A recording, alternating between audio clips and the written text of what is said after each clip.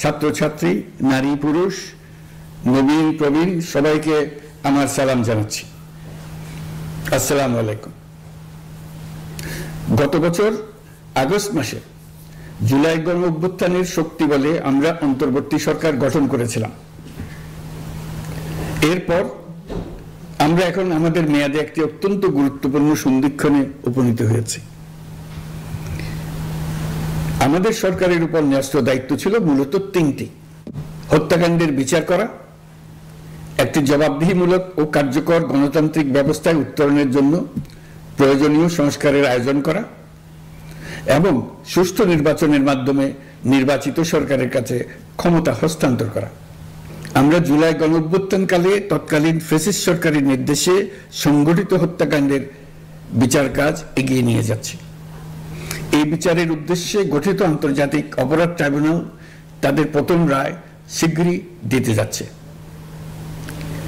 ট্রাইব্যুনালে আরো কয়েকটি মামলার বিচার চূড়ান্ত পর্যায়ে রয়েছে। সাধারণ ফৌজদারি আদালতগুলোতেও জুলাই হত্যাকাণ্ড সম্পর্কিত কিছু বিচার কাজ শুরু হয়েছে। আমরা একই সাথে দেশের ইতিহাসে প্রথমবারের মতো গুমের মতো নৃশংস অপরাধের বিচার কাজ শুরু করেছি। আমি আনন্দের সঙ্গে আপনাদের জানাতে চাই যে সংস্কারের ক্ষেত্রেও আমরা ব্যাপক অগ্রগতি অর্জন করেছি। অন্তর্বর্তী সরকার নিজ উদ্যোগে বা বিভিন্ন সংস্কার কমিশনের প্রস্তাবের ভিত্তিতে অনেক গুরুত্বপূর্ণ সংস্কারের কাজ সম্পন্ন করেছে। কিছু প্রস্তাবিত সংস্কারের কাজ এখনো চলমান আছে। অধ্যাদেশের মাধ্যমে বা বিদ্যমান আইন সংশোধন করে বিচার বিভাগের স্বাধীনতা, বিচার ব্যবস্থাপনা, আর্থিক খাতে স্বচ্ছতা, প্রাতিষ্ঠানিক সক্ষমতা বৃদ্ধি, ডিজিটালাইজেশন সম্প্রসারণ ও দুর্নীতি প্রতিরোধে বিভিন্ন সংস্কার সম্পন্ন করা হয়েছে। ভবিষ্যতে সুশাসনের জন্য এসব সংস্কার বড় ভূমিকা রাখবে বলে আমরা মনে করি। আশা করি আগামী নির্বাচিত সরকার সংসদে আলাপ আলোচনার মাধ্যমে এইসব সংস্কার গ্রহণ করবে। আমাদের আরেকটি গুরু দায়িত্ব হচ্ছে সুষ্ঠু নির্বাচন অনুষ্ঠান।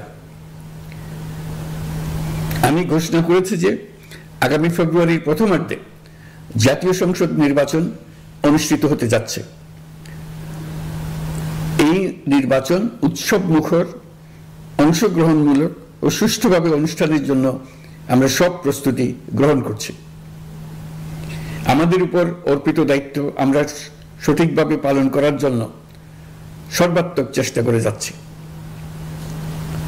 প্রিয় দেশবাসী, রাষ্ট্র কাঠামো সংস্কারের প্রস্তাব তৈরির লক্ষ্যে জাতীয় ঐকমত্য কমিশন নিরলসভাবে গত প্রায় 9 মাস ধরে কাজ করেছে। এই সময় কমিশন জুলাই গণ অভ্যুত্থানে অংশগ্রহণকারী রাজনৈতিক দলের প্রতিনিধিদের সঙ্গে দীর্ঘ আলাপ আলোচনা করেছে। অত্যন্ত সৌহার্দ্যপূর্ণ পরিবেশে ধৈর্য সহকারে রাজনৈতিক দলগুলো কমিশন কর্তৃক উত্থাপিত বিভিন্ন সংস্কার প্রস্তাব নিয়ে যুক্তিতর্ক উপস্থাপন করেছেন। মতের পার্থক্য থাকলেও তা কমিয়ে আনার চেষ্টা করেছেন। অনেক বিষয়ে ঐকমত্যে আসতে পেরেছেন।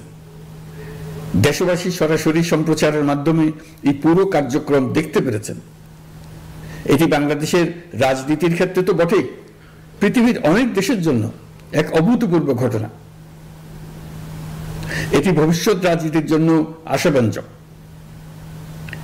আমি ঐকমত্য কমিশনের সদস্যদের এবং রাজনৈতিক দলগুলোর নেতৃবৃন্দকে গণতান্ত্রিক চর্চার এই অসাধারণ আয়োজনকে সফল করার জন্য আবারও আন্তরিক ধন্যবাদ জানাচ্ছি।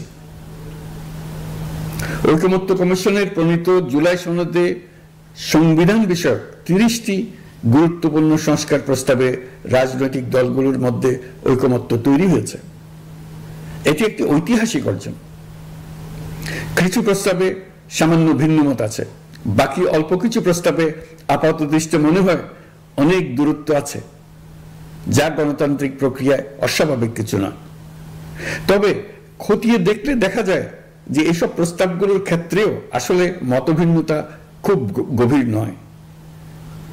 কেউ সংস্কারটা সংবিধানে করতে চেয়েছেন, কেউ আইনের মাধ্যমে করতে চেয়েছেন, কিন্তু সংস্কারের প্রয়োজনীয়তা, নীতি ও লক্ষ্য নিয়ে কারোর মধ্যে মতভেদ নেই। কাজেই রাজনৈতিক দলগুলোর প্রকাশ্য বক্তব্য যতখানি পরস্পর বিরোধী অবস্থানে আছে বলে মনে হয়, জুলাই সনদ সঠিকভাবে বিশ্লেষণ করলে ততখানি মত পার্থক্য দেখা যায় না। এটি আমাদের অনন্য অর্জন। এতে জাতি এগিয়ে যেতে সাহসী হয়। এসব বিবেচনায় রেখে এবং রাজনৈতিক দলগুলো কর্তৃক স্বাক্ষরিত জুলাই সনদকে মূল দলিল হিসেবে ধরে নিয়ে অন্তর্বর্তী সরকার আজকের উপদেষ্টা মণ্ডলীর সভায় জুলাই জাতীয় সনদ সংবিধান সংস্কার বাস্তবায়ন আদেশ 2025 অনুমোদন করেছে। এটা বিরাট খবর। প্রয়োজনীয় স্বাক্ষর শেষে এটি ইতিমধ্যে গেজেট নোটিফিকেশন করার পর্যায়ে পৌঁছে গেছে।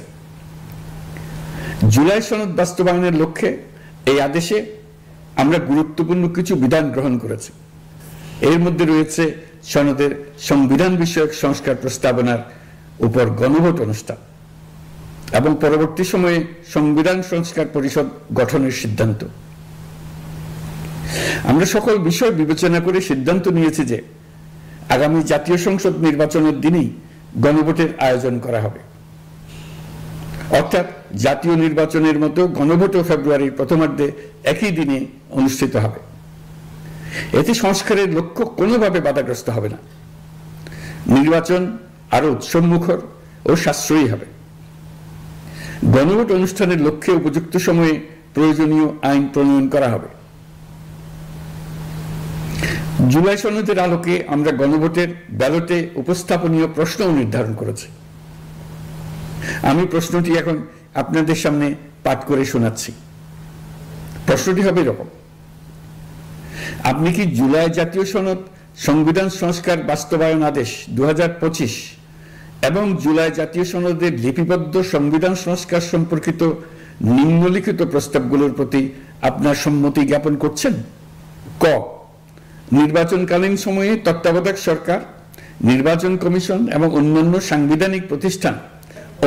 সাংবিধানিক প্রতিষ্ঠান জুলাই সনদে বর্ণিত প্রক্রিয়ার আলোকে গঠন করা হবে। খ, আগামী সংসদ হবে 2 কক্ষ বিশিষ্ট।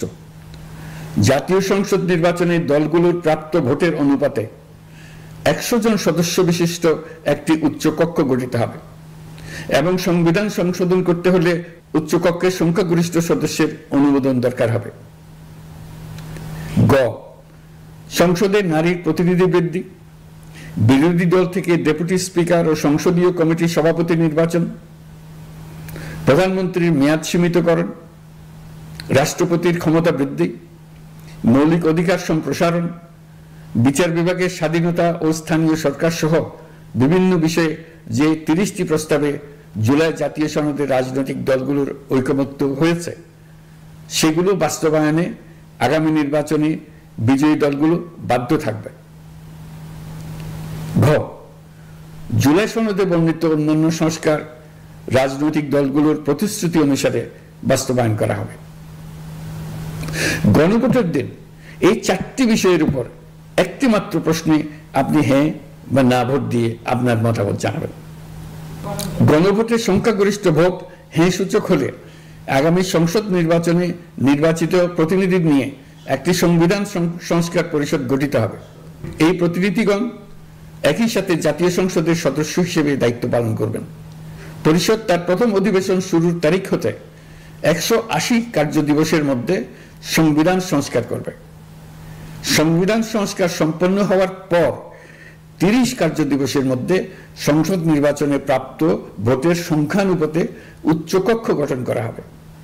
এর মেয়াদ হবে নিম্নকক্ষের শেষ কার্য দিবস পর্যন্ত। জুলাই সনদ বাস্তবায়নের অঙ্গীকারনামা অনুসারে সংবিধানে জুলাই জাতীয় সনদ অন্তর্ভুক্ত করার ব্যবস্থা গ্রহণ করা হবে। এটিও আজকে অনুমোদিত আদেশে উল্লেখ করা হয়েছে। প্রিয় দেশবাসী, অভ্যুত্থানের পর দায়িত্ব গ্রহণ করে অর্থনীতিকে গভীর গহ্বর থেকে উদ্ধার করা ছিল আমাদের জন্য একটা বিরাট চ্যালেঞ্জ। গত 15 মাসে আমরা সেই চ্যালেঞ্জ উতরাতে সক্ষম হয়েছে। রপ্তানি, বৈদেশিক বিনিয়োগ ও রিজার্ভ সহ অর্থনীতির সবগুলো সূচকে দেশ ইতিবাচক ধারায় ফিরেছে। লুট হয়ে যাওয়া ব্যাংকিং খাত ইতিমধ্যেই ঘুরে দাঁড়িয়েছে, মানুষের আস্থা ফিরে এসছে। ব্যাংকিং খাতকে আরো শক্তিশালী করতে নানামুখী পদক্ষেপ চলমান রয়েছে। অভ্যুত্থান পরবর্তী সময়ে বিভিন্ন দেশের বৈদেশিক বিনিয়োগ হ্রাস পেলেও বাংলাদেশে গণ অভ্যুত্থান পরবর্তী প্রথম বছরে বৈদেশিক প্রত্যক্ষ বিনিয়োগ অর্থাৎ এফডিআই 19.13% বৃদ্ধি পেয়েছে। এটি বৈশ্বিক প্রবণতার বিপরীতে এক অনন্য অর্থনৈতিক দৃষ্টান্ত স্থাপন করেছে। আগামী সপ্তাহে ডেনমার্ক ভিত্তিক মায়ার্স গ্রুপের মালিকানাধীন এপিএম টার্মিনালস বিভি এর সঙ্গে লালদিয়া কন্টেইনার টার্মিনাল প্রকল্পে 30 বছরের কনসেশন চুক্তি স্বাক্ষর হতে যাচ্ছে। এই চুক্তির আওতায় ইউরোপীয় এই কোম্পানি $550 মিলিয়ন বিনিয়োগ করবে। এটি এই যাবৎকালে বাংলাদেশে ইউরোপের সর্বোচ্চ একক বিনিয়োগ। লালদিয়া হবে দেশের প্রথম বিশ্বমানের গ্রিন পোর্ট। প্রিয় দেশবাসী, প্রায় 1.5 যুগ ধরে আমাদের জনগণ ভোটাধিকার থেকে বঞ্চিত ছিলেন। তারা আজ আসন্ন নির্বাচনে তাদের ভোটাধিকার প্রয়োগ করার জন্য উন্মুখ হয়ে আছেন। আগামী ফেব্রুয়ারিতে সুষ্ঠু নির্বাচন অনুষ্ঠানের বিষয়ে অভ্যুত্থানের সপক্ষের রাজনৈতিক দলগুলোকে অবশ্যই ঐক্যবদ্ধ থাকতে হবে। তা না হলে জাতি এক মহা বিপদের সম্মুখীন হবে। এই সম্পর্কে আমি আগেও একাধিকবার আমার আশঙ্কা প্রকাশ করেছি। ফ্যাসিবাদের বিরুদ্ধে 2024-এর জুলাইয়ে মৃত্যুর মুখোমুখি শির উঁচু করে দাঁড়িয়ে দেশবাসী যে ঐক্য গড়ে তুলেছিল, আমরা জীবিতরা যেন অল্প স্বল্প ভিন্নমত ও লঘু বিবাদে জড়িয়ে তার মর্যাদা ক্ষুণ্ণ না করি। 133 শিশু, শত শত তরুণ তরুণী, নারী পুরুষের মৃত্যু, হাজার হাজার মানুষের অঙ্গহানির যে আত্মত্যাগ, সেটিকে আমাদের সম্মান জানাতেই হবে।